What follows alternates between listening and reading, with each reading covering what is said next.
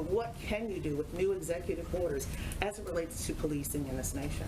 Well, as you know, April, from covering this closely, we didn't put in place or sign executive orders. The president didn't during the time where the police reform negotiations were ongoing at the ask of many outside groups. So that's something that we have now taking a fresh look at to see what can be done through executive action. I can't preview that at this point while it's in the process, but we're going to see, look and see what levers we have to pull to put in additional protections, even as police reform is not moving through Congress currently. Is there going to be more police accountability, because we understand he was not for removing qualified immunity? Is there going to be something that can give teeth to prevent police officers from deadly force?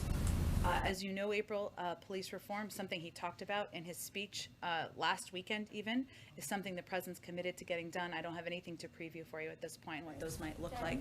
Go ahead. Jen, you said you called on me. Oh, sorry. Go ahead, Emerald. Okay, thank you. Thanks. I have follow-ups on a couple of topics. First off, Secretary Buttigieg, given the seriousness of the supply chain crisis and the multiple issues that you outlined, wouldn't it be wise for the Secretary to get back on the bicycle, so to speak, and come back to work? A new poll found that 65% of voters think that, given what's going on, he should come back to work. He's at work. He's on paternity leave. I was on a conference call with him this morning. Back. He's in the department now, every day. Listen, Emerald, I think what you're getting at here is this question about whether men, parents, women should have paternity and maternity leave. And the answer is absolutely yes.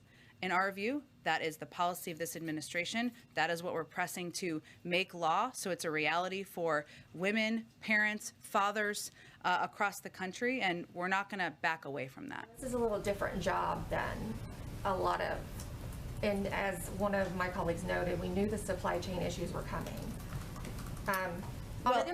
Emerald, just to be clear, we are quite confident in the capabilities, the talents of the civil servants, the leadership at the Department of Transportation, just as we are at companies across the country where women, men take maternity and paternity leave. I took 12 weeks of maternity leave when I was the White House communications director, and I'm grateful to former President Obama for that and for leadership at the time for that. This is something men, women should have. They should have this time to bond with their children.